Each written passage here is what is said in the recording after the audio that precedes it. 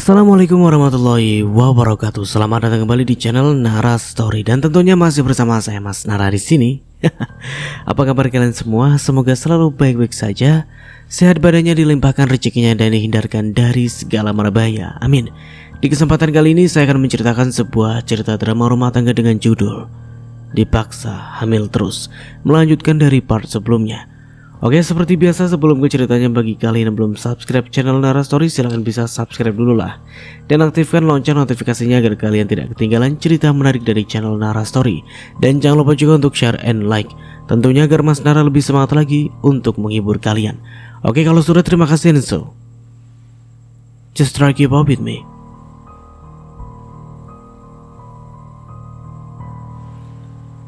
Bima yang melihat itu sedikit keheranan.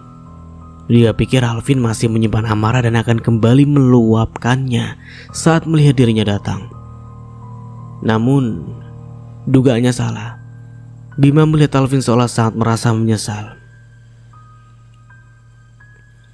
Saya hanya terbakar rasa cemburu saat melihat mantan istri saya dekat dengan lelaki lain. Tapi saya sadar diri kalau sekarang saya sudah bukan siapa-siapanya lagi. Jadi mohon maafkan kesalahan saya yang kemarin ya Pak. Saya siap menerima kompensasi dari Bapak, asal jangan pecat saya. Saya masih punya banyak tanggungan, lanjut Alvin lagi. Dia berkata dengan nada merendah, juga ekspresi wajah yang memelas, walau nyatanya semua yang dia ucapkan itu hanyalah bualan. Alvin sengaja bersikap demikian untuk meredam emosi Bima yang mungkin saja akan segera memecatnya dari kantor hari itu juga. Alvin hanya butuh waktu sampai ia bisa mengambil uang kantor dan segera membawanya kabur. Mantan suami Ocha itu bahkan tak segan sampai berlutut di kaki Bima, memohon agar Bima mau memaafkan kesalahannya. Sekali lagi saya mohon maaf Pak Bima, ucap Alvin sembari bersimpuh. Bima yang memang dasarnya adalah orang baik, tentu tak tega dan merasa tak layak menjadi tempat bersimpuh anak buahnya itu. Bangun Vin, bangun, suruh Bima sembari memegangi lengan bagian atas Alvin, menyuruhnya agar segera berdiri dan tak bersikap merendah seperti itu. Ya, saya maafkan kamu, asal kamu berdiri, ucap Bima lagi. Mendengar itu Alvin pun berdiri dan mendongakkan kepalanya. Beneran Bapak sudah memaafkan saya? Tanya Alvin untuk meyakinkan. Ya, saya sudah memaafkan kamu, asal kamu jangan bersikap seperti itu lagi. Tolong jaga emosimu dan jangan bersikap kasar lagi, ujar Bima sebagai syarat dimaafkannya Alvin. Alvin pun mengangguk cepat dengan tatapan penuh rasa terima kasih. Iya Pak, saya janji saya tidak akan seperti itu lagi. Terima kasih banyak ya Pak Bima, terima kasih sekali, ujar Alvin sembari menyalami tangan Bima dengan erat.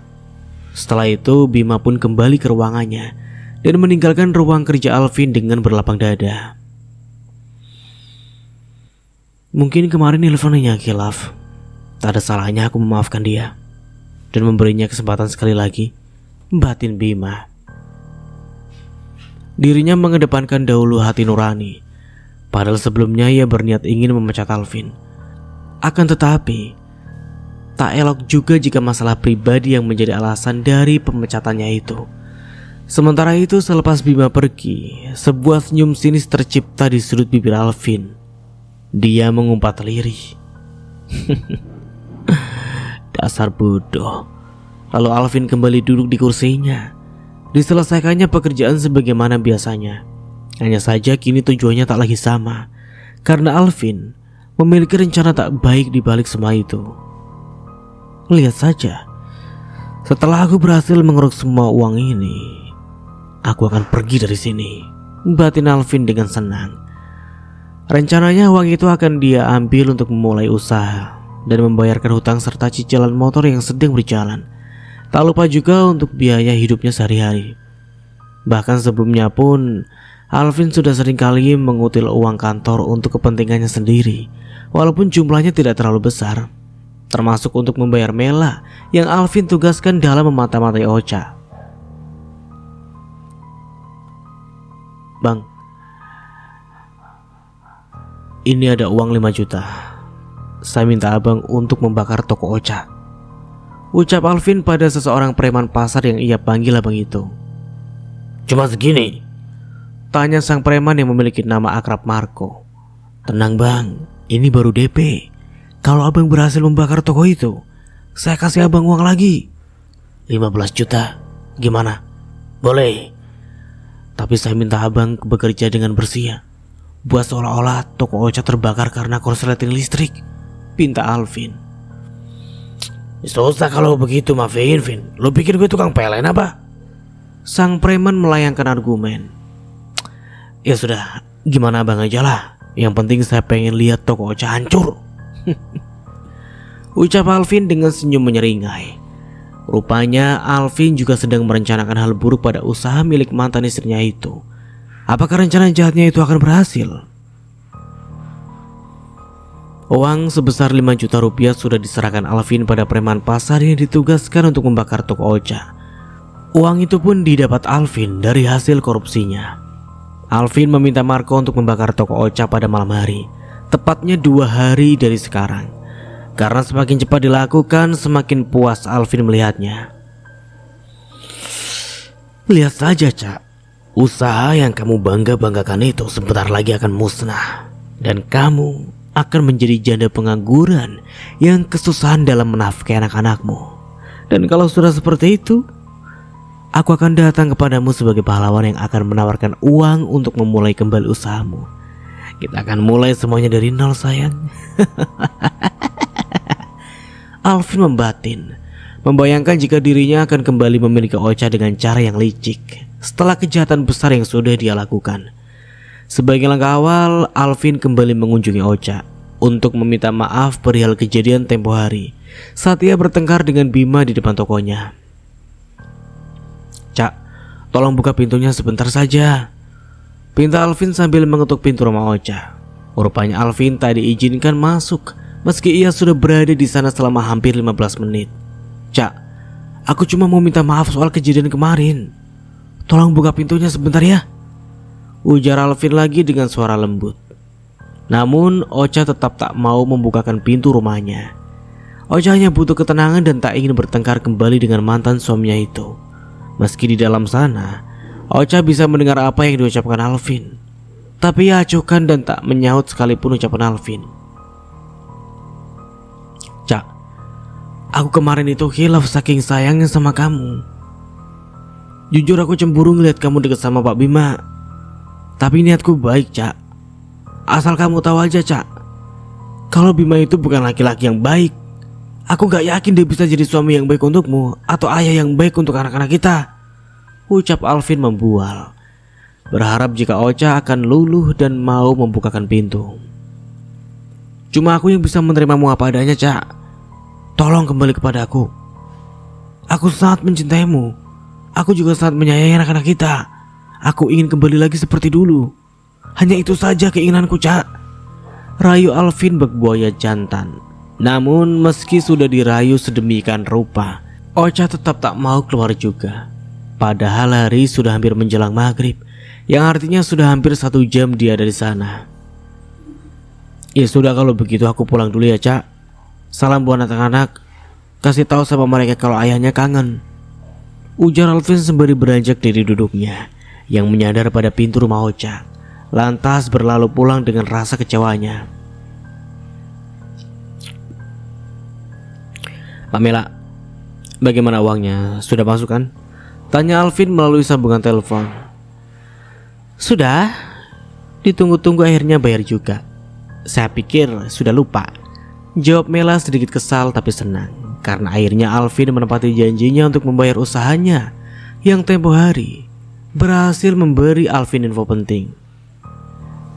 Saya ada kerjaan lagi nih buat Mbak Mela. Kerjaan apa? Dibayar nggak? Tenang saja kalau soal bayaran, nanti saya bayar di awal deh biar Mbak Mela percaya. Boleh kalau begitu.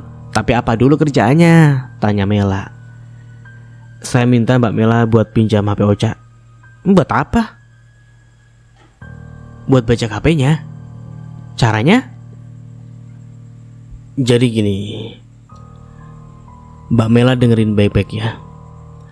Nanti Mbak bilang saja sama Ocha kalau Mbak pengen pinjam HP buat ngehubungin seseorang. Nah, begitunya sudah di tangan Mbak Mela, saya mau Mbak Mela mengirimkan pesan sama seseorang yang nanti nomornya saya kirimin. Namanya Bima. Mungkin kontaknya ada di HP Ocha. Tulis pesan yang isinya, tolong jangan dekati saya lagi. Saya masih mencintai mantan suami saya dan akan kembali rujuk dengannya. Kira-kira begitulah pesannya. Bagaimana Mbak? Apa ucapanku bisa dimengerti? Ujar Alvin mencoba menjelaskan rencananya pada Mela. Iya, saya paham kok. Saya kan gak bodoh-bodoh amat. Bagus kalau begitu. Besok akan saya transfer uang imbalannya. Dan Mbak Mela harus segera melakukan apa yang saya suruh tadi. Siap. Asal ada uang semuanya lancar. Sahut Mela. Alvin menutup telepon dengan puas, rencana jahatnya akan beraksi tak lama lagi. Di keesokan harinya setelah menerima pembayaran dari Alvin, Mela segera melakukan aksinya, yaitu dengan pura-pura kehabisan kuota dan akan meminjam ponsel Ocha untuk mengabari suaminya. Mbak Ocha, saya boleh minta tolong? Tanya Mela yang datang di waktu maghrib. Minta tolong apa ya? Tanya Ocha. Suami saya belum pulang. Tadi katanya lagi ke rumah temannya. Cuma masalahnya saya mau menghubungin gak bisa, kehabisan kuota. Padahal saya mau nitip beliin obat mah. Perut saya gak enak soalnya Mbak. Boleh ya saya pinjam HP Mbak Ocha buat ikut ngirim pesan sama suami saya? Tutur Mela menyampaikan niatnya. Oh, kehabisan kuota. Tapi HP-nya Mbak Mela dibawa gak? Tanya Ocha. Bawa? Kan saya gak hafal nomor suami saya. Ya udah, kalau begitu saya hotspot saja dari HP saya ya. Ujar Ocha yang membuat Mela sedikit kebingungan. Kalau hotspot berarti Mela tak bisa memegang HP milik Ocha.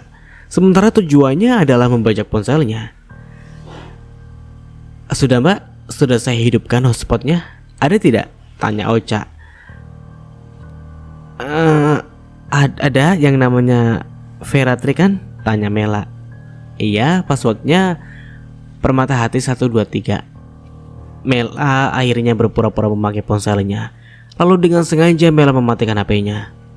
Waduh Mbak, HP-ku mati. Lupa belum dicas, ujar Mela. Oh ya sudah, dicas dulu saja Mbak.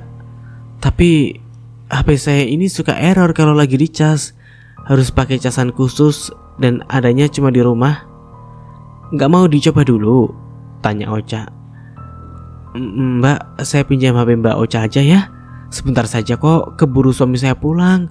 Kalau sudah pulang, susah sekali kalau disuruh pergi lagi. Mohon Mela. Akhirnya setelah memohon sedemikian rupa ditambah dengan keadaan yang mendukung, Ocha pun mau meminjamkan ponselnya.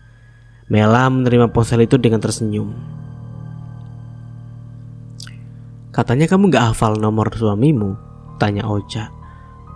Hafal sedikit Mbak, ini saya lagi ketingin dulu nomornya, jawab Mela yang mulai memainkan ponsel milik Ocha. Aduh Mbak, perut saya sakit perih. Pasti mah aku kambuh lagi. Boleh saya minta segelas air Mbak? Oh iya boleh, sebentar ya, saya ambilkan dulu. Kalau bisa teh hangat ya Mbak, biar perut saya rada enakan, pinta Mela tanpa rasa malu, sekaligus sengaja membuat Ocha agar berlama-lama di dalam dapur. Setelah Ocha beranjak ke dapur, Mela mulai melancarkan aksinya. Diambilnya selembar kertas dari dalam saku. Kertas itu bertuliskan nomor HP yang dikirimkan Alvin, yang tak lain adalah nomor Bima. Jarinya mulai mengotak-atik aplikasi WhatsApp dengan gesit, takut jika Ocha kembali sebelum ia selesai mengirim pesan untuk Bima. Mela pun telah menghafal bunyi pesan yang disebutkan Alvin tempo hari. Setelah mengetiknya dan memastikan siapa penerimanya, akhirnya pesan itu pun terkirim. Tolong jangan dekati saya lagi. Saya masih mencintai mantan suami saya dan akan kembali rujuk dengannya. Jadi jangan mengirim buku pesan lagi termasuk membalas pesan ini. Saya mohon kamu bisa mengerti. Demikian bunyi pesan yang ditulis Mela dan segera dikirimkannya pada Bima. Isinya seolah-olah Ocha yang menulis. Setelah selesai, Mela segera beralih mengetik pesan yang ditujukan untuk suaminya itu. Itu pun hanya pura-pura. Padahal suaminya ada di rumah dan sedang tak berada di luar. Silahkan diminum tehnya mbak, ujar Ocha sambil menyuguhkan segelas teh panas yang masih mengepulkan asap. Makasih banyak ya Mbak Ocha. Maaf loh saya datang ke sini malah merepotkan, ucap Mela berpura-pura baik. Iya gak apa-apa kok. Gimana? Apa suaminya sudah bisa dihubungi? Tanya Ocha. Sudah mbak, sudah. Untung saja saya cepetan nge-WA dia, jawab Mela sedikit gugup karena sedang berbohong. Mbak, pesannya langsung saya hapus ya, takut memenuhi memori HP, lanjut Mela lagi. Padahal itu hanya alasan Mela saja lantaran ia yang lupa dengan nomor suaminya. Terlihat dari pesan yang tak terkirim dan hanya menunjukkan gambar jam. Ini mbak HP-nya, makasih banyak ya. Mela menyerahkan ponsel milik Ocha. Ya sudah mbak, saya permisi pulang dulu ya, ujar Mela lagi. Nggak diminum dulu tehnya? Oh iya lupa. Mela mengambil segelas teh yang tersaji di atas meja dan menyeruputnya begitu saja. Aduh. Pekik Mela saat teh panas itu mengenai bibir dan lidahnya. Pelan-pelan mbak, tehnya masih panas, ujar Ocha memperingati. Kenapa panas sekali tehnya? Kan tadi Mbak Mela yang minta. Mela hanya bisa meringis memegangi bibirnya yang masih terasa sakit. Ya sudah saya permisi pulang dulu, ujar Mela sambil beranjak dari duduknya. Tehnya gak dihabisin? Mbak, tehnya panas sekali, gak mungkin kalau langsung dihabisin. Atau saya bawa aja ya, lumayan buat nganter di rumah, ujar Mela sambil mengangkat cangkir berisi teh. Tapi mbak, tenang, nanti saya kembalikan kok gelasnya. Tanpa mempedulikan Ocha, Mela lantas segera pergi dari rumah tetangganya itu. Tangan kanannya memegangi telinga cangkir dengan hati-hati. Ocha yang melihat hanya membiarkan saja sambil geleng-geleng kepala. Halo, Mas Alvin. Beres mas? Saya sudah kerjakan apa yang Mas Alvin suruh, ujar Mela melalui sambungan telepon. Bagus kalau begitu. Terima kasih ya Mbak Mela, saut Alvin. Sama-sama mas. Kalau ada kerjaan lagi jangan sungkan bilang sama saya ya. Asal bayarannya lancar, saya akan kerjakan sebaik mungkin. Iya mbak. Oh iya mas, memangnya Mbak Ocha sudah punya pacar ya? Mela tampak mulai kepo. Alvin awalnya enggan menjawab, tapi tiba-tiba sebuah ide muncul di otaknya. Ya tentunya ide licik bin jahat. Iya Mbak Mela, asal Mbak tahu ya, mantan istri saya itu jadi pelakor. Dia berusaha ngedeketin teman sekantor saya, padahal laki-laki ini sudah punya istri dan anak, ujar Alvin dengan nada ala emak-emak ngerumpi. Loh masa? Kok Mbak Ocha gitu ya? Saya gak nyangka loh. Iya, makanya saya lagi berusaha menjauhkan Ocha dengan pacarnya itu. Bukan saya cemburu, saya cuma kasihan aja sama anak-anak. Semenjak dia deket sama laki-laki itu, anak-anaknya jadi gak keurus. Ya ampun, kasihan banget sih kalau gitu. Lagian Ocha kenapa juga ngincernya suami orang? Kenapa gak cari yang duda saja sih? Ya gak tau lah, mungkin dianya aja yang gak betah jadi janda, ujar Alvin semakin memanas. Alvin dan Mela terus saja membicarakan Ocha meskipun yang dibicarakannya jauh sekali dari faktanya. Itu memang rencana Alvin yang ingin membuat nama mantan istrinya tercemar. Tentu saja lewat mulut Mela yang terkenal dengan si ratu gosip. Sementara itu, di keesokan malamnya Alvin menanti dengan gelisah aksi pembakaran yang tengah dilakukan oleh preman suruhannya. Sampai tengah malam Alvin tak kunjung tertidur. Berkali-kali dilihatnya layar HP demi menunggu kabar dari preman bernama Marco. Alvin sudah meminta Marco agar menghubunginya begitu ia selesai dengan aksinya. Namun yang dinanti tak kunjung muncul, hingga akhirnya Alvin berinisiatif menghubungi Marco terlebih dahulu. Sekali dua kali telepon dari Alvin tak diangkat. Baru yang ketiga kalinya telepon itu akhirnya diangkat. Halo bang, halo, ucap Alvin berkali-kali.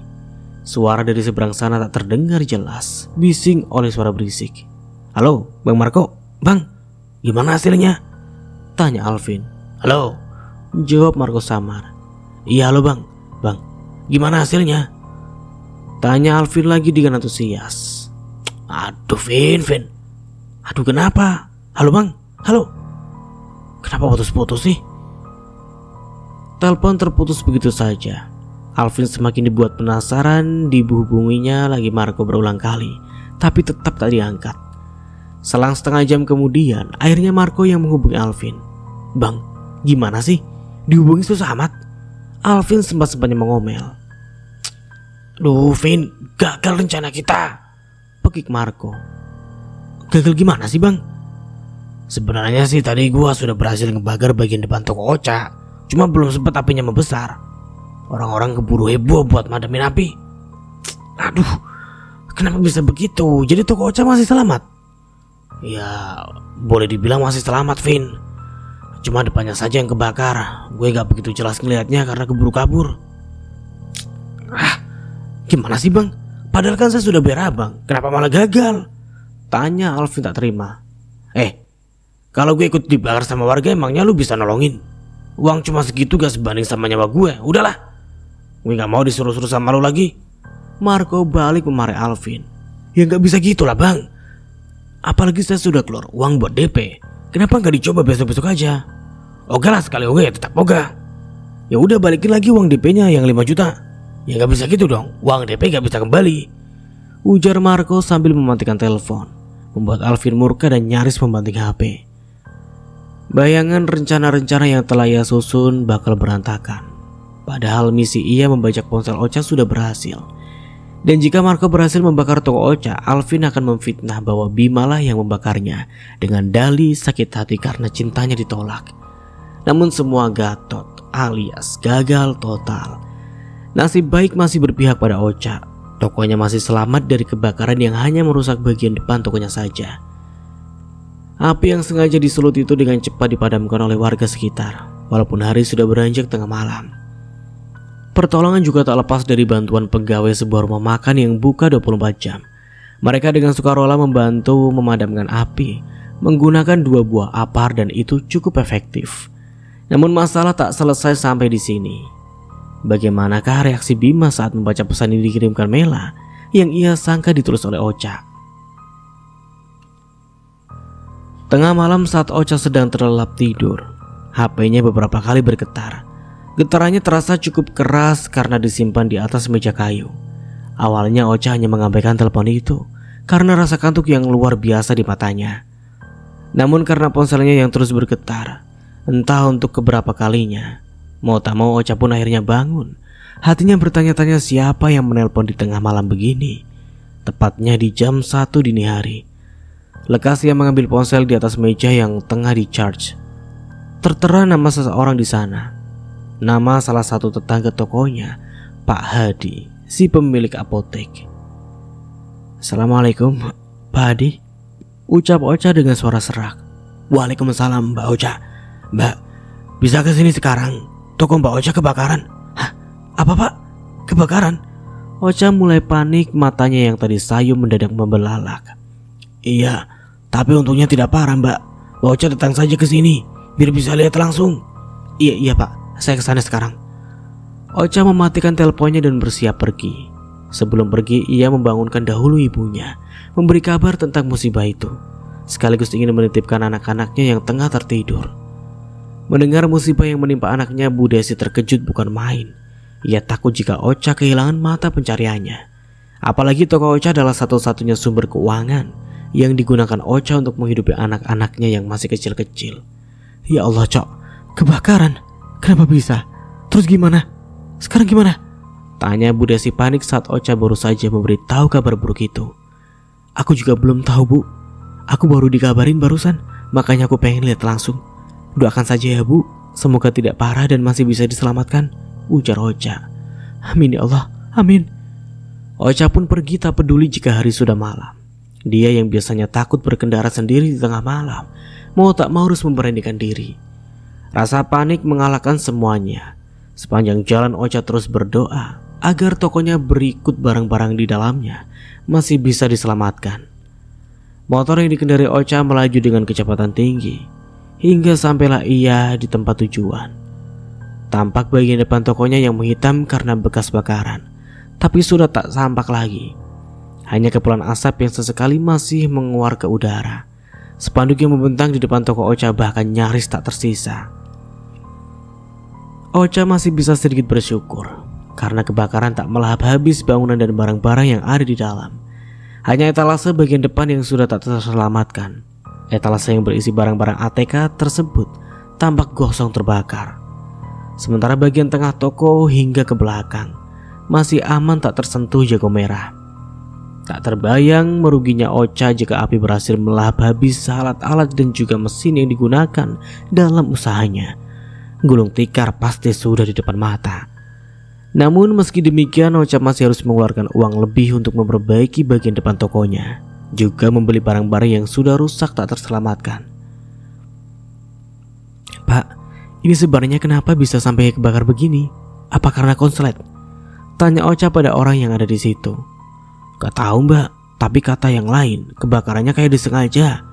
Soalnya dari jam 10-an malam ada orang yang bolak-balik terus depan toko ini. Lah, tiba-tiba saja ada api gede di depan pintu." Jelas salah seorang bapak. Ocha lalu memperhatikan bagian depan tokonya. Beberapa warga juga masih ada di sana. "Mbak, ini kayaknya disengaja. Bawa bensin soalnya," ujar seseorang bapak yang lain. Hati Ocha bertanya-tanya, siapa gerangan yang sudah tega melakukan ini kepadanya? Ini sudah masuk tindakan kriminal. "Kalau ada CCTV mungkin bisa ketahuan siapa pelakunya mbak. Terus laporkan saja ke polisi," usul bapak yang tadi. "Tapi toko saya nggak ada CCTV-nya pak. Coba dari toko yang lain, mungkin masih bisa direkam." "Oh ya, kayaknya toko depan ada CCTV-nya.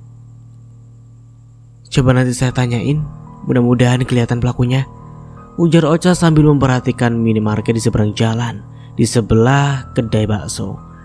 Mungkin dalam beberapa hari ke depan, Ocha terpaksa harus menutup tokonya sampai perbaikan selesai dilakukan.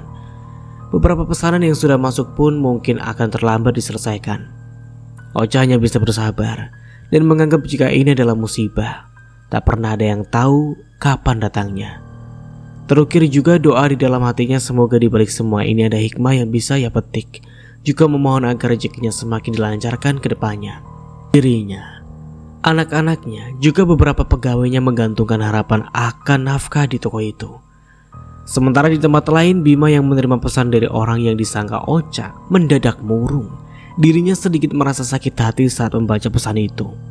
Ia tak menyangka jika Ocha akan menulis demikian. Padahal kemarin mereka masih baik-baik saja.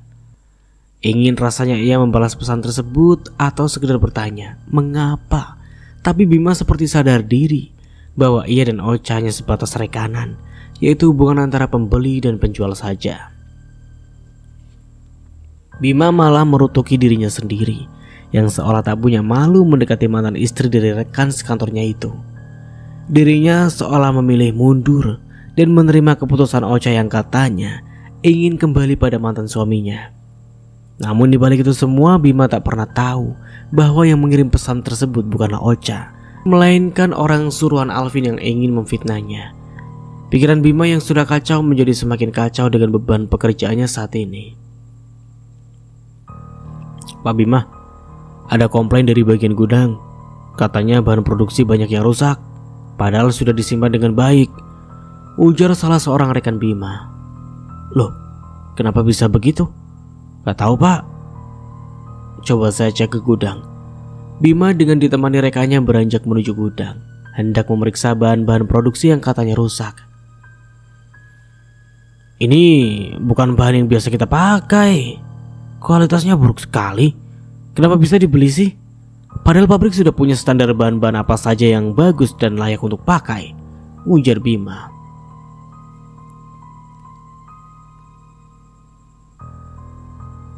"Tapi yang saya lihat di nota, nama barang maupun harga barang tetap sama seperti yang dulu.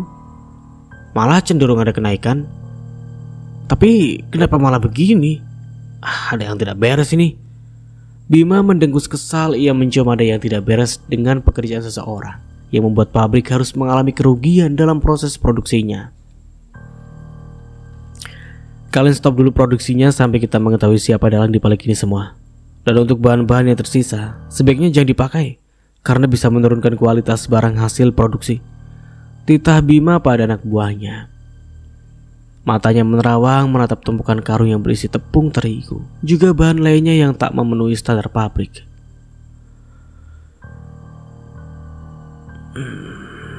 Sepertinya saya tahu siapa pelakunya, gumam Bima dalam hatinya. "Alvin!" teriak Bima saat mendatangi Alvin di ruang kerjanya. "Apa maksud dari ini semua?" tanya Bima sambil melempar kertas. Kertas tersebut berisi laporan keuangan yang tak sesuai dengan nota sebenarnya, di mana di sana jelas terlihat jika harga-harga bahan produksi telah di markup lebih mahal, sementara kualitas yang diterima jauh dari kata standar. "Kenapa? Apa ada yang salah?" Alvin balik bertanya seolah tak merasa bersalah. "Kamu jangan bodoh-bodohi saya. Saya sudah tahu semua. Kalau kamu sengaja membeli barang-barang murah untuk bahan produksi, tapi harganya setara dengan harga bahan yang bagus, selisih harga yang lumayan besar itu pasti masuk ke kantong kamu kan?" tanya Bima dengan suara tegas dan keras. Alvin yang semula masih berpura-pura tak mengerti akhirnya mengaku juga. "Kalau memang iya kenapa? Toh semuanya atas persetujuan Bapak. Jadi saya tidak ada salah sepenuhnya kan?" ujar Alvin sinis, kedua tangannya terlipat di depan dada dengan gaya congkaknya. "Apa maksudmu?" tanya Bima, ia kebingungan dengan maksud ucapan Alvin barusan. Alvin tertawa kecil dengan maksud mengejek. "Jadi di sini siapa sebenarnya yang bodoh? Hah? Saya atau Anda?" Alvin menunjuk dirinya lalu berganti menunjuk Bima. Bima mengerutkan keningnya dengan raut marah dan kesal. Diperlakukan demikian oleh anak buahnya benar-benar membuat wibawanya runtuh. Semua laporan terkait pembelian barang pasti harus mendapatkan tanda tangan Anda. Itu artinya ada yang ceroboh. Kalaupun atasan ingin menanyakan siapa yang salah, Anda pasti ikut terseret. Bukan begitu? Tutur Alvin dengan nada yang terdengar merendahkan. "Dasar licik!" pekik Bima tertahan, tangannya mengepal, serasa ingin meninju Alvin saat itu juga. Ia tak menyangka jika Alvin bisa menjebaknya. Bima mengerti mengapa kemarin-kemarin Alvin selalu meminta tanda tangan di waktu yang tidak tepat, yaitu di waktu yang ia sedang sibuk-sibuknya. Rupanya itu memang sudah diatur Alvin, agar Bima juga ikut terseret dalam kasus penggelapan dana kantor. Sementara yang menikmati 100% hasilnya adalah Alvin. Bima hanya mendapat getahnya saja.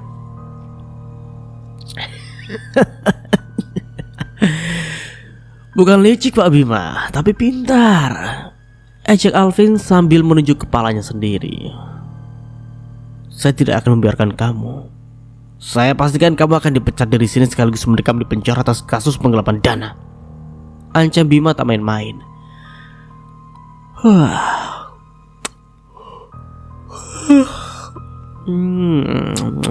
"Silakan saja kalau memang Anda mau melakukan itu. Saya tidak takut." "Dasar kau!"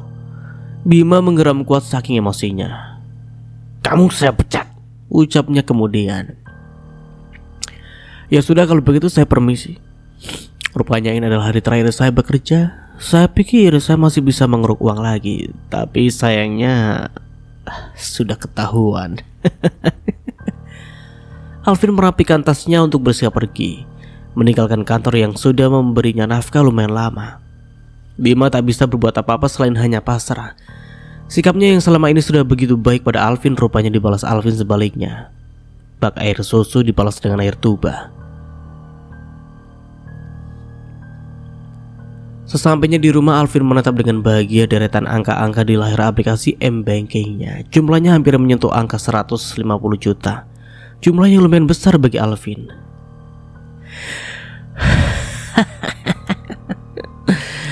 Lumayan kan kalau begini, dengan uang sebanyak ini aku bisa bikin usaha daripada terus-terusan sekantor sama si Bima itu. Gumam Alvin pelan sambil menatap layar ponsel. "Wah, banyak sekali uangnya mas, bagi dong." Suara Leni yang muncul dari arah belakang sangat mengagetkan Alvin. Saat itu Alvin memang tengah duduk di kursi teras rumahnya. Alvin segera menyembunyikan HP-nya agar tak dirampas paksa oleh Leni. "Uang kantor ini Len, tidak bisa dipakai begitu saja," hardik Alvin dengan keras. "Alah bohong, itu pasti uangmu kan? Ngaku kamu," Bagilah buat anakmu sedikit.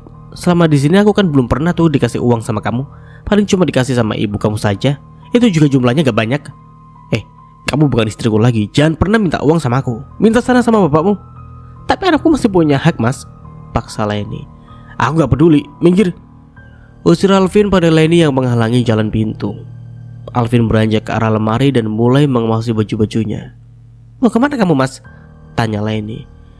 Aku mau pergi dari rumah ini. Gak betah aku tinggal di sini kalau ada kamu. Mas, gak bisa gitu dong. Kamu gak boleh pergi dari sini. Cegah Leni. Ia berusaha menarik baju-baju yang sudah dimasukkan Alvin ke dalam tas. Terserah kamu mau bilang apa. Aku tetap akan pergi dari sini. Kalau kamu mau tinggal di sini, ya sudah, tinggal saja, ujar Alvin sambil menghalangi Leni yang mengganggu aktivitas berkemas. Kasihan ibumu, Mas, kalau kamu pergi dari sini. Kan di rumah ada kamu. Ya kamu saja yang ngurus ibuku, ujar Alvin dengan acuh. Saat ini Bu Ros memang sedang tak berada di rumah, sehingga ia tidak tahu tentang keributan yang dilakukan Alvin dan Leni. Di saat yang sama, Raya, nama anak Alvin dan Leni, terdengar menangis kencang dari arah kamar. Mas, kamu tega ninggalin Raya? Anakmu butuh kamu, Mas. Rengek Leni berusaha mencegah Alvin pergi.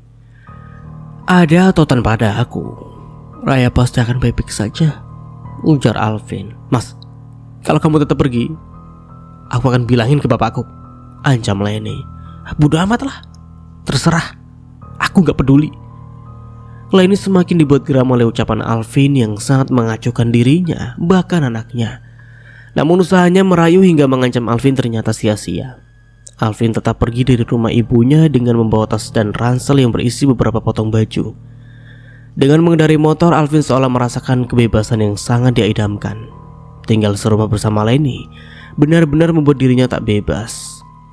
Alvin berniat mencari rumah kos yang akan dia tinggali untuk sementara waktu. Ia mencari rumah kos di sekitar tempat usaha Ocha, karena selain di sana banyak terdapat kos-kosan.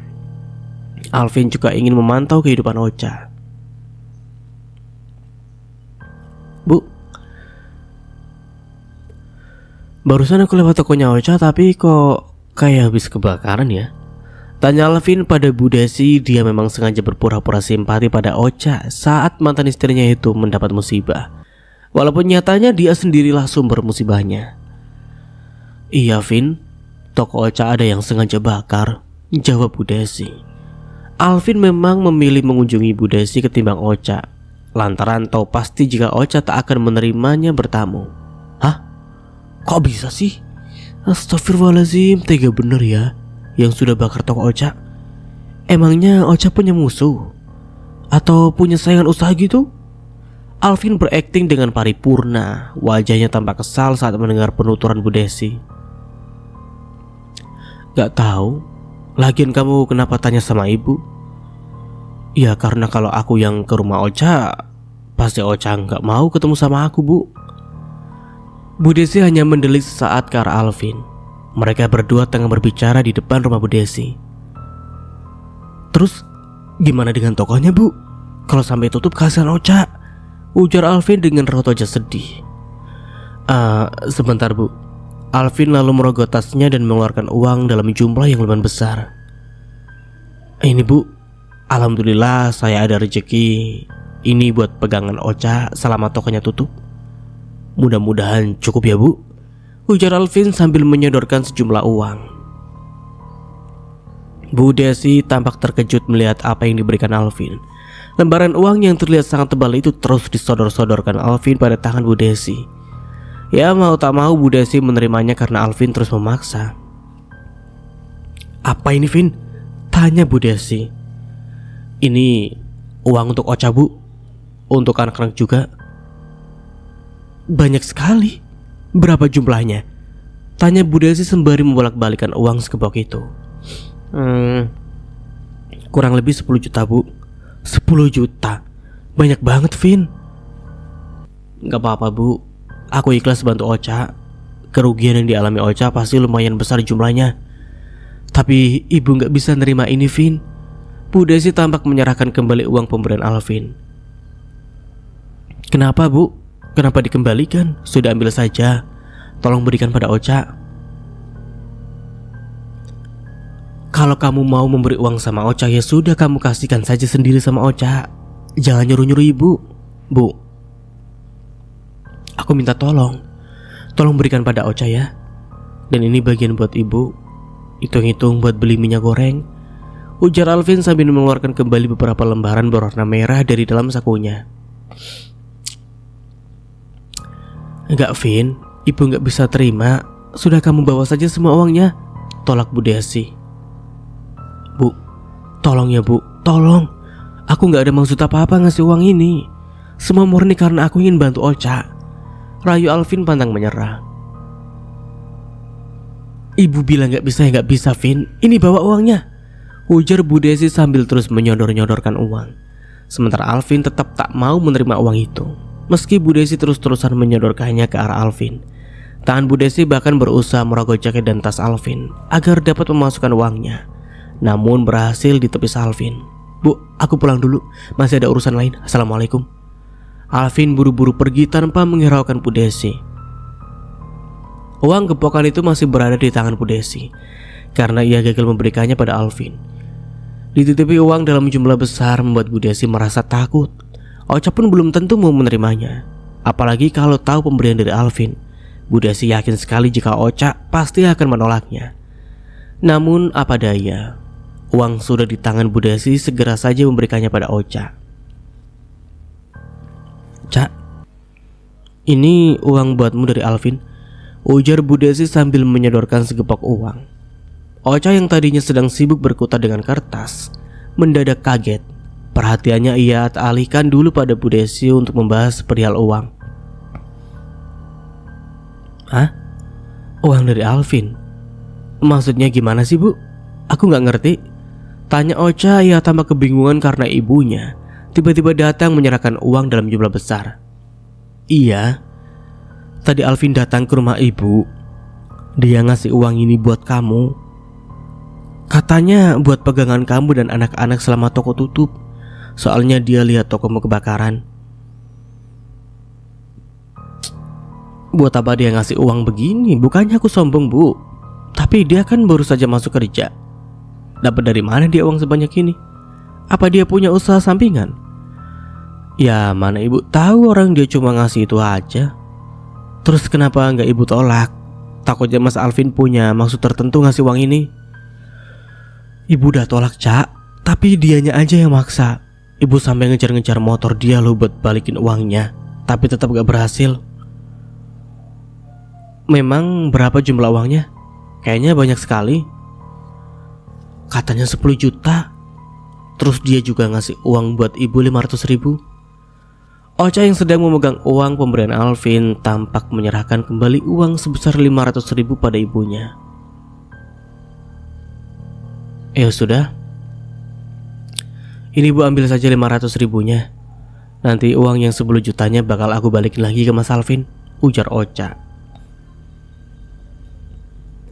Walaupun Ocha telah memberikan uang senilai 500.000 pada Bu Desi, tapi ia berniat akan tetap mengembalikan uang itu utuh, yaitu senilai 10.500.000 rupiah. Hanya saja Ocha tak memberitahu pada ibunya perkara hal tersebut, biarkan saja menjadi rezeki ibunya. Perkara uang sudah diselesaikan Ocha, kini ia kembali menatap kertas-kertas di hadapannya. Kertas tersebut berisi daftar barang yang akan dibeli Ocha untuk menggantikan barang-barang yang kemarin telah terbakar. Selain itu, Ocha juga tampak mengotak-atik nominal uang yang sekarang sekiranya diperlukan untuk biaya perbaikan tokonya, beserta menghitung kerugian-kerugian lainnya. Di sisi lain, sementara itu, Bima yang bertanggung jawab dalam hal produksi barang pabrik sekarang berada dalam posisi sulit. Pabrik tempat Bima bekerja meminta ia untuk bertanggung jawab atas kerugian yang sudah dilakukan Alvin. Kalau tidak, pabrik akan memecatnya dan menuntut pertanggungjawaban secara hukum. Nominal kerugian yang harus ditanggung Bima terbilang sangat besar, yaitu 150 juta. Namun pabrik memberi keringanan dengan mengurangi jumlah nominalnya, sehingga Bima dituntut sebesar 100 juta saja. Paling tidak itu lumayan mengurangi bebannya.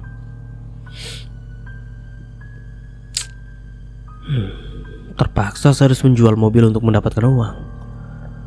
Saya benar-benar gak punya pilihan lain untuk sehari-hari pakai motor saja. Gak masalah lah kayaknya, gumam Bima. Mobil miliknya pun terpaksa ia jual sebagai bentuk bertanggung jawabannya. Meski anak lelakinya sempat protes, tapi tetap tak mengubah keputusannya itu. Alvin kini sudah mendapatkan rumah kosan. Di sanalah dia melepas lelah dengan nyaman tanpa adanya gangguan dari Leni. Meski ukurannya tak besar, Alvin tak mempermasalahkan itu. Baginya ketenangan adalah nomor satu. Di saat Alvin sedang merebahkan tubuh di atas kasur, ponselnya tiba-tiba bergetar. Tertera nama Ocha sedang memanggil. Alvin buru-buru bangun dari posisi rebahannya dan lekas mengangkat telepon Ocha. Alvin menyangka jika Ocha menelponnya karena ingin mengucapkan terima kasih atas uang pemberiannya. Namun dugaan Alvin ternyata salah. "Halo mas, aku mau ngobrol sebentar sama kamu," ujar Ocha pada Alvin melalui sambungan telepon. "Iya Cak, kenapa?" Alvin sudah senyum-senyum sendiri saking pedenya. "Apa maksudmu memberi uang untuk aku? 10 juta lagi jumlahnya. Itu besar sekali loh." "Alhamdulillah, aku lagi dapat rezeki besar Cak. Jadi aku kasih kamu dan anak-anak sebagiannya. Ya tenang saja, uangnya halal kok," ujar Alvin berbohong. Uang hasil menipu tentu sudah jelas haram. "Gak perlu mas, aku masih ada tabungan. Cukup buat hidup aku dan anak-anak," ujar Ocha. "Jangan nolak Cak, terima saja. Lagian aku dengar tokomu habis kebakaran ya. Ya hitung-hitung aku bantu kamu sedikit lah." "Enggak mas, aku tetap akan mengembalikan uang ini," ujar Ocha dengan tegas. "Gak perlu, kamu terima saja. Ya sudah, aku tutup dulu ya, ada urusan lain. Salam buat anak-anak," ujar Alvin sambil mematikan telepon. "Tapi mas, halo. Ocha sedikit berteriak demi memanggil Alvin, tapi sambungan telepon sudah terputus yang membuat suaranya tidak tersambung. Ya sudahlah kalau begitu, besok aku saja yang datang ke rumahnya untuk mengembalikan uang ini, gumam Ocha seorang diri. "Assalamualaikum," ucap Ocha di depan rumah Alvin. Niatnya datang ke rumah Alvin adalah untuk mengembalikan uang yang diberi Alvin tempo hari, sekaligus untuk mengunjungi mantan mertuanya Bu Ros.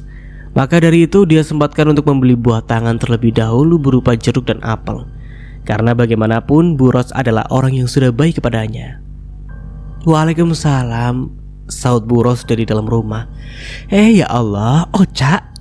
"Iya Bu, Ibu sehat?" "Alhamdulillah Ibu sehat. Kamu sendiri gimana? Terus kabar anak-anakmu juga bagaimana?" tanya Bu Ros. "Alhamdulillah aku juga baik Bu, anak-anak juga baik. Ayo kita ngobrol dulu di dalam," ajak Bu Ros pada Ocha. Saat itu waktu masih menunjukkan jam 8:30 pagi. Leni masih tertidur karena semalaman ia harus begadang menjaga bayinya. "Ini Bu, aku bawain buah-buahan buat Ibu," ujar Ocha sambil menyodorkan satu kantong kresek pada Bu Ros. "Repot-repot segala Cak, makasih ya." Setelah berbasa-basi, Ocha akhirnya menyampaikan maksud kedatangannya, yaitu mengembalikan uang pemberian Alvin. "Bu, aku kesini mau minta tolong sama Ibu," ujar Ocha sambil merogoh saku tasnya, mengambil sekepok uang yang sudah ia simpan di dalam amplop dan dibalut lagi dengan plastik hitam. "Minta tolong apa Cak?" "Ini, tolong berikan ini pada Mas Alvin ya Bu. Bilang ini dariku," ujar Ocha sambil menyodorkan bungkusan uang. "Tapi Alvin sudah 2 hari ini gak pulang ke rumah Cak." "Hah? Terus kemana?" "Ibu juga gak tahu. HP-nya gak aktif pas dihubungin. Kalaupun aktif dia tidak mau mengangkat telepon." Ocha mendadak bimbang saat mengetahui Alvin tak ada di rumahnya. Ia bingung harus menyerahkan uang tersebut pada siapa agar sampai kembali di tangan Alvin. Namun Ocha tetap memilih menyerahkan uang itu kepada Bu Ros. "Ya sudah gak apa-apa Bu, aku yakin Alvin pasti akan kembali ke rumah ini. Nanti kalau dia pulang, tolong berikan ini pada Alvin ya Bu." "Oh, ya udah kalau begitu." Bu Ros menerima barang pemberian Ocha tanpa ingin tahu apa isinya. Namun tiba-tiba Leni keluar kamar dengan penampilan yang masih berantakan. Wajahnya masih kusut dengan rambut yang diikat asal. "Ocha, "No, apa kamu datang ke sini?" ujar Leni sambil mencepik kesal. Rasa ketidaksukaannya terhadap Ocha tergambar jelas di raut wajah Leni. Ocha sedikit kaget melihat Leni ada di rumah Alvin. Ia mengingat kembali saat Leni menelponnya tempo hari, waktu Leni menanyakan perihal keberadaan Alvin.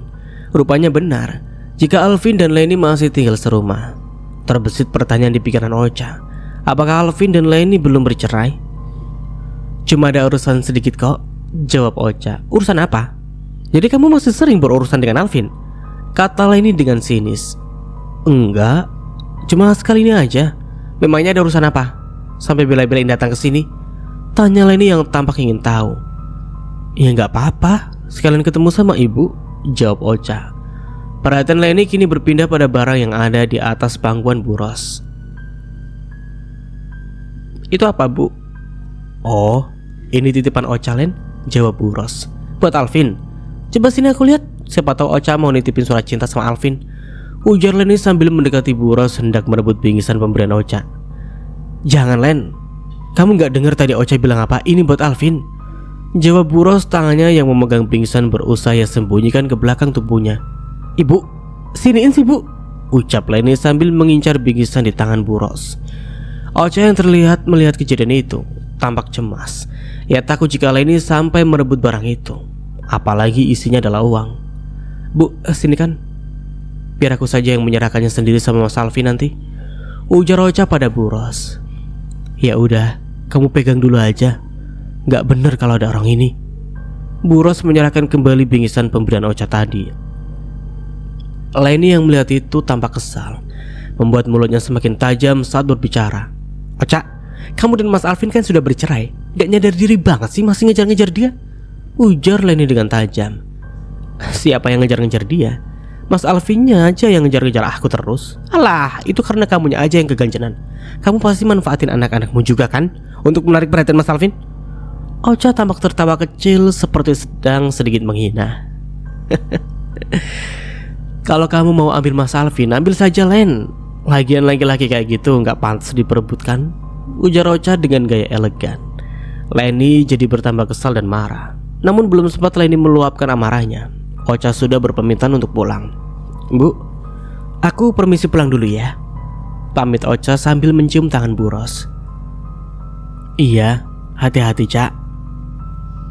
"Heh, aku belum selesai bicara, main kabur aja," omel Leni berusaha menahan Ocha. "Sudah, Cak, pergi aja, jangan hiraukan orang ini," ujar Bu Ros sambil menunjuk Leni dengan lirikan matanya. Ocha pun segera pergi dengan motornya. Uang yang tadinya ingin ia berikan pada Alvin melalui perantara Bu Ros terpaksa ia bawa kembali. Ocha memikirkan cara lain agar bisa menemui Alvin, yaitu dengan mengunjungi tempat kerjanya. Iya benar. Aku pergi saja ke kantornya Mas Alvin ya. Dia pasti ada di sana, gumam Ocha. Motor pun melaju menuju kantor tempat di mana Alvin bekerja. Meski nyatanya Ocha belum mengetahui jika Alvin sudah tak bekerja di sana. "Permisi Pak, saya mau ketemu sama Alvin, karyawan di sini," ujar Ocha pada seorang satpam. "Alvin, kalau boleh tahu bagian apa ya Mbak kerjanya?" "Aduh, saya kurang tahu, tapi kalau nggak salah dia bagian produksi." Iya, bagian produksi." "Oh, Alvin yang itu udah nggak kerja di sini Mbak." "Oh ya? Sejak kapan?" "Belum lama kok, baru beberapa hari yang lalu kalau tidak salah." "Oh gitu ya Pak. Kalau Pak Bimanya ada?" "Kayaknya ada." "Oh ya sudah, kalau begitu terima kasih ya Pak." Ocha berjalan beberapa langkah menjauh dari pos satpam. Tangannya sibuk memegang ponsel hendak menelpon Bima. Sudah beberapa hari ini ia memang tak berkabar dengan lelaki itu. Cukup lama telepon dari Ocha berdering tanpa diangkat. Ocha pikir wajar karena saat ini masih masuk jam kerja. Namun telepon Ocha akhirnya diangkat juga oleh Bima. "Assalamualaikum Mas Bima," ucap Ocha melalui sambungan telepon. "Waalaikumsalam. Maaf Mas Bima, mengganggu waktunya sebentar. Saya cuma mau tanya, apa benar Mas Alvin sudah tidak bekerja lagi di kantornya Mas Bima?" tanya Ocha. "Iya, memang benar begitu. Alvin sudah dipecat."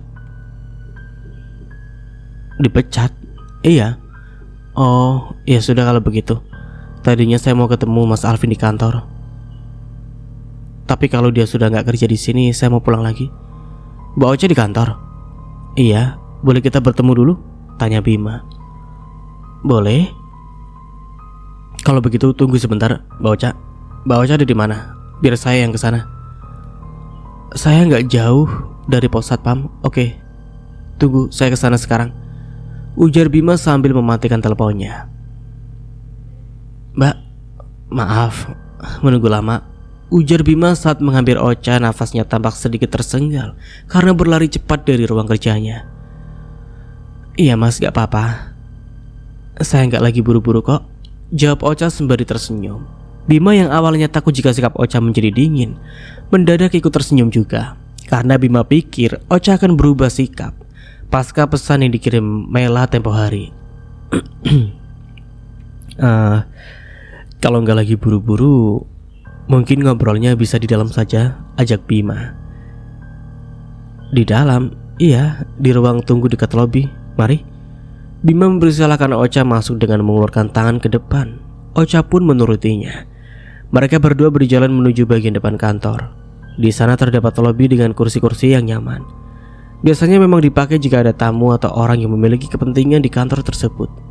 Bima dan Ocha duduk bersebelahan pada sebuah kursi panjang di dekat jendela besar. Meski bersebelahan, tapi masih menyisakan jarak di antara mereka yang cukup untuk diduduki satu orang. Mbak Ocha apa kabar? Tanya Bima sedikit gugup. Alhamdulillah, sehat mas. Oh ya, saya mau tanya, apa benar kalau Mas Alvin sudah tidak bekerja di sini lagi? Ocha balik bertanya. Benar. Apa alasannya? Dia sudah menggelapkan uang kantor mbak. Menggelapkan uang kantor? Maksudnya? Ocha sedikit kurang paham. Alvin sudah menyelewengkan uang kantor. Mungkin bisa disebut juga korupsi. Saya nggak nyangka dia seperti itu. Padahal dulu kinerjanya bagus. Makanya saya kasih dia posisi strategis. Tapi sayangnya saya salah milih orang, ujar Bima. Raut kecewa tampak jelas di wajahnya. Korupsi? Jadi Mas Alvin dipecat karena korupsi? Iya. Pikiran Ocha mendadak melayang. Ia memikirkan uang pemberian Alvin yang jumlahnya cukup besar. Apakah mungkin uang ini adalah hasil korupsi Mas Alvin ya? Ocha bertanya-tanya pada diri sendiri. Kenapa? Seperti ada yang dipikirkan, tanya Bima saat melihat Ocha terdiam. Kemarin Mas Alvin kasih saya uang. Jumlahnya besar sekali menurut saya, 10 juta. Katanya buat pegangan saya selama toko saya tutup karena kebakaran. Tapi saya gak bisa menerima uang pemberian dari Mas Alvin. Makanya mau saya kembalikan saja, ujar Ocha. Bima menatap Ocha dengan raut wajah serius. Ada banyak pertanyaan yang ingin ia lontarkan pada Ocha, tapi bingung pertanyaan mana yang harus ia dahulukan. Sebentar. Kebakaran? Toko Mbak Ocha kebakaran? Bima bertanya dengan raut wajah tak percaya. Iya Mas Bima, toko saya kebakaran. Tapi alhamdulillah gak sampai parah. Masih bisa diselamatkan. Tapi harus ada perbaikan dulu, jawab Ocha. Innalillahi, maaf kalau saya baru tahu. Tapi kenapa bisa begitu? Apa toko yang lain juga terbakar? Enggak, cuma toko saya saja. Karena katanya memang ada yang sengaja membakar. Tapi sampai sekarang saya belum tahu siapa pelakunya. Apa ada CCTV? Biar saya bantu ungkap siapa pelakunya. Enggak perlu mas, biarkan saja. Yang penting toko saya masih selamat. Saya sudah sangat bersyukur. Jangan begitu mbak. Kalau besok-besok pelakunya mencoba untuk membakar lagi gimana? Ocha terdiam mendengar perkataan Bima. Meski ada benarnya, tapi Ocha sudah terlalu sibuk dalam memperbaiki tokonya. Sementara untuk mengetahui pelakunya, ia tak terlalu memikirkan itu. Nanti saja saya cari tahunya mas. Saya sedang sibuk memperbaiki toko. Saya harus bertanggung jawab sama pesanan-pesanan yang sudah masuk, biar tidak mengecewakan mereka. Bima mengangguk mencoba untuk memahami posisi Ocha. Terus tadi katanya Mbak Ocha mau mengembalikan uang pemberian Alvin. Kenapa? Tanya Bima mengalihkan pembicaraan dari tema sebelumnya. Ya, karena saya nggak berhak saja, Mas. Apalagi jumlahnya yang besar. Gak tahu kenapa saya takut nerima uang pemberian dari mantan suami saya itu. Loh, bukannya Mbak Ocha memang ingin kembali sama Alvin? Ingin kembali? Gimana maksudnya? Lah, ya kan Mbak Ocha sendiri yang bilang katanya mau rujuk sama Alvin karena masih cinta sama dia.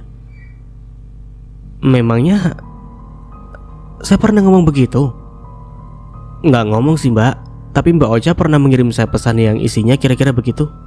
Tidak, saya tidak pernah kirim pesan kayak gitu. Bima keheranan mendengar jawaban Ocha. Kalau bukan Ocha, lalu siapa yang mengirim pesan itu? Sebentar Mbak, saya masih simpan pesannya. Bima merogoh ponsel yang ada di saku celananya, lalu mencari pesan yang dia maksud. Ini? Pesan ini bukan Mbak yang kirim? Tanya Bima sambil menunjukkan layar ponselnya. Ocha melihat deretan kata-kata yang terpampang di sana. Loh, bukan, saya nggak pernah kirim pesan ini kok. Tapi ini nomor Mbak Ocha kan? Bima memperhatikan nomor kontak di ponselnya. Iya, ini memang nomor saya, tapi beneran deh, saya nggak pernah ngirim pesan itu, ujar Ocha berusaha meyakinkan Bima. Kalau bukan Mbak Ocha lalu siapa ya? Tanya Bima yang membuat Ocha bingung. Kalau boleh tahu pesannya dikirim kapan ya? Tanya Ocha. Bima memperlihatkan kembali pesan itu dan menunjuk pada waktu dan hari di mana pesan tersebut dikirim. Ocha yang melihat tampak diam sejenak. Ia seperti berpikir kuat dan mengingat apa yang terjadi pada waktu di mana pesan itu dikirim. Hingga tiba-tiba Ocha terlonjak kaget karena seingat dia hanya Mela saja yang waktu itu meminjam HP-nya dengan alasan untuk menghubungi suaminya. Loh, apa mungkin Mbak Mela ya? Tapi Mbak Mela ngapain kirim-kirim pesan begini? Gumam Ocha pelan tapi tetap terdengar oleh Bima. Kenapa Mbak? Kayaknya saya tahu siapa yang ngirim. Siapa? Mela? Siapa dia? Tetangga saya. Loh, kenapa dia bisa ngirim pesan seperti ini? Tujuannya apa? Saya juga gak tahu, tapi nanti saya coba tanya sama orangnya langsung. Baik kalau begitu. Bima tampak mengembuskan nafas berat, seolah harapan yang kemarin hilang kini kembali datang. Pesan yang sempat membuat Bima patah hati ternyata bukan dikirim oleh Ocha. Mas Bima, kalau begitu uangnya saya berikan saja buat Mas Bima ya. Ini pasti uang yang sudah dikorupsi Mas Alvin di kantor ini, ujar Ocha sambil menyodorkan bungkusan berisi uang. Loh, kenapa begitu? Kenapa dikasihkan ke saya? Saya gak tahu lagi harus kasihkan uang ini ke siapa. Saya gak mau terima uang ini. Mau saya kembalikan sama Mas Alvin tapi dianya nyolak. Ya sudah, saya kasihkan sama Mas Bima aja. Ya, tolong kembalikan uang ini sama pemilik kantor ini, ujar Ocha yang tampak kebingungan perihal uang 10 juta pemberian Alvin. Ambil saja uangnya Mbak, bukannya lumayan buat tambah-tambah perbaikan toko, ujar Bima. Enggak, saya nggak mau. Kalau untuk perbaikan toko insya Allah saya ada. Cuma masalahnya saya takut Mas Alvin punya maksud tersembunyi saat memberi uang ini. Bima diam, dia paham apa maksud dari kata-kata yang diucapkan Ocha. Wanita di sampingnya itu memang memiliki sifat jujur dan bertanggung jawab yang sangat luar biasa besar. Baik, saya terima uang ini. Bima menerima bingkisan pemberian Ocha. Makasih Mas. Akhirnya saya tenang kalau uang ini sudah tidak ada di tangan saya lagi, ujar Ocha. Nantinya dia akan mengabari Alvin bahwa uang pemberiannya sudah dikembalikan pada si pemilik asli, yang artinya Alvin akan mengetahui bahwa Ocha telah kembali dekat dengan Bima. Kalau begitu saya pamit pulang dulu ya Mas. Maaf sudah mengganggu jam kerjanya, pamit Ocha. Namun Bima mencegah. Mbak Ocha, sudah makan? Kita makan siang dulu yuk, ajak Bima yang membuat Ocha tampak ragu untuk menjawab. Belum sih. Ya sudah, mari ikut saya. Kemana? Ke hatiku. Bukan, maksudnya ada rumah makan dekat kantor, namanya Rumah Makan Hatiku. Masa? Enggak, saya ngarang. Iya, sudah biasa ngarang dari SMP soalnya. Hah? Singkat cerita, hubungan Ocha dan Bima akhirnya semakin dekat saja. Ocha sudah membuka hatinya untuk menerima kehadiran orang baru sebagai pengganti Alvin. baik sebagai suami maupun sebagai ayah dari anak-anaknya. Tak hanya itu, Ocha juga berusaha mendekatkan diri dengan anak lelaki Bima yang bernama Ferdi. Beberapa kali Bima mengajak Ocha dan Ferdi untuk makan bersama. Beberapa kali pula Bima mengajak anak-anak Ocha untuk sekedar jalan-jalan. Semuanya setuju dan sepenuhnya mendukung. Hanya satu yang tidak setuju, yakni Alvin. Alvin masih sesekali menghubungi Ocha melalui chat, karena telepon sudah sama sekali tidak diangkat Ocha. Dari yang awalnya merayu sampai berakhir dengan makian, Ocha benar-benar sudah tidak peduli dan merasa sangat benci dengan Alvin. Pasalnya, Ocha sudah mengetahui bahwa pelaku pembakaran tokonya tak lain dan tak bukan adalah mantan suaminya itu. Berbekal CCTV dan info dari orang-orang, bahkan juga dibantu dengan Bima, kelakuan buruk Alvin bisa terungkap. Hanya saja Ocha tak mau membawanya ke jalur hukum, dengan alasan tak mau ribut berurusan dengan polisi. Ocha tak habis pikir dengan tujuan Alvin melakukan pembakaran itu. Padahal Alvin tahu dari sanalah Ocha menghidupi anak-anaknya. Sementara nasib Alvin sendiri tak jelas ujungnya. Niat awalnya yang ingin membuka usaha dengan uang hasil korupsi hanya sebatas wacana saja, karena uang itu justru habis untuk Alvin berfoya-foya, minum-minuman keras, judi, dan hal tak jelas lainnya, sampai uangnya benar-benar habis total. Pergaulannya yang dikelilingi dengan orang-orang tak baik membuat Alvin terjebak dengan obat-obatan, baik sebagai pengguna maupun sebagai pengantara atau pengedar. Ujung-ujungnya Alvin tetap masuk penjara juga, mendekam di sana untuk waktu yang cukup lama. Hidupnya benar-benar sudah hancur dari berbagai sisi. Bu Ros yang mengetahui hal itu juga merasakan hancur dan sangat kecewa. Namun dia tak bisa berbuat apa-apa lagi. Beruntung, beliau memiliki anak-anaknya yang lain yang masih mau peduli. Diboyonglah Bu Ros untuk tinggal bersama anak lelakinya di luar kota. Sementara Leni yang tadinya tinggal di rumah Alvin akhirnya memilih untuk pulang kembali ke rumah orang tuanya. Menyerah dengan sebenar-benarnya, menyerah, merasa bodoh dan tolol jika terus-terusan mengharapkan Alvin untuk kembali menjadi suaminya. Sementara Ocha makin kesini semakin tokonya ramai saja, pesanan lancar jaya dan penjualan pun tak pernah sepi pembeli. Bahkan karyawannya pun bertambah 2 orang karena saking keteterannya. Mas Bima, ada Ferdi juga, sapa Ocha saat kedatangan Bima di malam minggu. Ayo masuk-masuk. Ocha mengajak tamunya itu untuk masuk ke dalam rumahnya. Sebentar ya mas, aku buatkan minum dulu. Enggak usah Cak, makasih, jangan repot-repot. Gak apa-apa mas, cuma teh aja. Ocha lantas berlalu ke dapur dan kembali dengan 2 gelas teh hangat juga sepiring cemilan. Tante tadi beli donat, cobain deh, ujar Ocha sambil menyuguhkan sepiring donat bertabur coklat. Makasih tante, jawab anak lelaki Bima. Tante, aku mau main sama Vera dan Tri dulu ya, ucapnya lagi. Boleh. Ferdi dan anak-anak Ocha tampak berkumpul di depan TV. Ini bukan kali pertamanya Ferdi datang kemari, maka tak heran jika bocah lelaki itu sudah tak asing dengan rumah Ocha. Apalagi Ferdi mengaku senang saat bertemu anak-anak Ocha, terutama si bungsu. Lucu katanya. Cak, ibumu kemana? Tanya Bima menarik perhatian Ocha. Ibu di rumahnya. Memangnya kenapa? Oh ini, ada yang mau aku obrolin saja sama ibu. Mau aku panggilkan? Boleh, kalau tidak merepotkan. Enggak, sebentar ya. Ocha pun berlalu keluar rumahnya untuk menuju ke rumah Bu Desi. Sementara Bima tampak meminum teh buatan Ocha meski hanya sedikit, karena dirinya tengah gelisah dengan hati yang berdebar-debar. Niatnya datang ke rumah Ocha memang bukan hanya sekedar berkunjung, tapi ada hal lain yang menurutnya sangat penting. Bima akan melamar Ocha di depan ibunya secara langsung. Jadi begini bu, ada yang mau saya obrolin sama ibu terkait Ocha, ujar Bima santun dan gugup. Kedua tangannya tampak saling bertautan menggambarkan betapa gugupnya ia. Ada apa Thomas? Sepertinya serius sekali, tanya Bu Desi. Ocha yang duduk di sebelah ibunya hanya memperhatikan saja tanpa ikut bersuara. Saya mau melamar Ocha bu. Saya mau melamar dia untuk saya jadikan istri, ujar Bima. Mendengar apa yang diucapkan Bima, Ocha dan Bu Desi sedikit terkejut. Mereka berdua tak menyangka jika Bima akan melamar Ocha di malam ini. Melamar Ocha?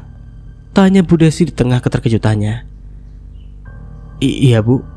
Bu Desi melirik sekilas ke arah putrinya yang tengah menunduk. Ibu senang sekali kalau memang benar Mas Bima ini mau menjadikan Ocha sebagai istri. Tapi seperti yang Mas Bima tahu, Ocha ini sudah punya anak 2. Kalau Mas Bima mau menikahi Ocha, Mas Bima tidak hanya siap menerima Ocha, tapi juga 2 anaknya. Tutur Bu Desi panjang lebar. Saya siap Bu. Saya siap menerima anak-anak Ocha dan menganggapnya sebagai anak kandung saya sendiri, ujar Bima. Baik, tapi kalau masalah diterima atau enggaknya, biar Ocha saja yang menjawab. Bagaimana Cak? Tanya Bu Desi sambil menoleh ke arah Ocha yang tampak diam salah tingkah. Kenapa diam? Ayo jawab, ditungguin itu loh. Suruh Bu Desi lagi karena Ocha tak langsung menjawab pertanyaan Bima. Ocha masih sibuk berpikir dan menyusun kata-kata hingga akhirnya dia mulai bersuara. Aku terima lamaran Mas Bima. Ucap Ocha tergagap karena gugup. Mendengar jawaban Ocha, Bima dan Bu Desi pun tersenyum lega. Akhirnya hubungan mereka bermuara juga di jenjang yang lebih serius. Pernikahan akan segera dilangsungkan dalam beberapa minggu ke depan. Bukan dengan pesta yang meriah, tapi cukup dengan perayaan sekadarnya saja. Itu adalah permintaan Ocha sendiri.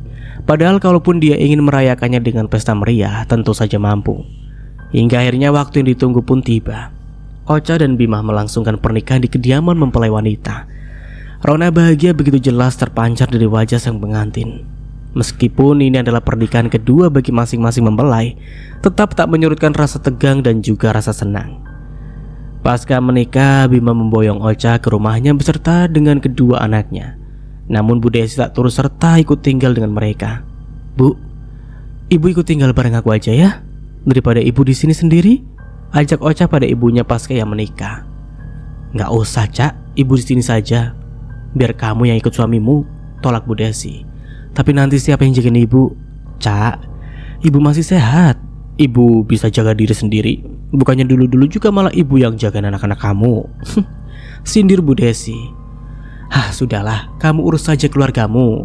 Biar ibu di sini bisa santai. Toh masih ada tetangga kanan kiri yang insya Allah pasti mau membantu ibu kalau ada apa-apa sama ibu. Tapi Bu, Ocha merasa belum tega meninggalkan ibunya sendirian. Tenang, rumah suamimu kan gak terlalu jauh dari sini. Kamu bisa kesini kapanpun kamu mau. Atau kapan-kapan ibu yang kesana. Boleh kan? Ujar Bu Desi. Meski berat, tapi Ocha tak bisa memaksa ibunya untuk tinggal bersama. Namun Ocha berjanji jika ia akan sering-sering datang menjenguk ibunya ataupun menghubunginya melalui telepon. Kehidupan pernikahan yang dijalani Ocha terbilang harmonis, meski tak selalu berjalan mulus. Wajar, bukankah setiap rumah tangga selalu punya masalah sendiri? Yang terpenting, kedua belah pihak selalu berusaha untuk saling memahami, saling mengerti, saling membantu, dan saling yang lainnya tanpa pernah merasa paling unggul antara satu dengan yang lainnya. Dan akhirnya ceritanya pun tamat. Aduh, maratonnya selesai ya. Sampai 10 bapan loh. Gimana ceritanya? Panjang banget kan? Ya, dan akhirnya tamat juga. Nah, bagaimana nih menurut kalian? Kalau menurut Mas Nara sih ini ceritanya cukup panjang dan kompleks juga. Antara cerita rumah tangganya, asmaranya, dan juga ngeselin-ngeselinnya juga banyak ya. Mulai dari ayahnya Alvin dan sampai ayahnya Alvin tutup usia. Dan anehnya si Alvin sih ya, udah kena musibah, kirain tobat, ternyata malah acting tobat. Lucu sekali acting tobat. Dan akhirnya dia menerima hasilnya juga, mendekam di penjara dan nggak tahu keluarnya kapan. Tapi di sisi lain si Ocha alhamdulillahnya sudah dapat jodoh dan berjodoh dengan Bima yang lelaki bertanggung jawab dan baik juga. Ya seperti itulah. Dan seperti biasa ya, Mas Nara mohon maaf bila ada salah kata atau dalam penyampaian cerita. Akhir kata, wassalamualaikum warahmatullahi wabarakatuh. Sampai jumpa di video yang lainnya and see you. Ciao.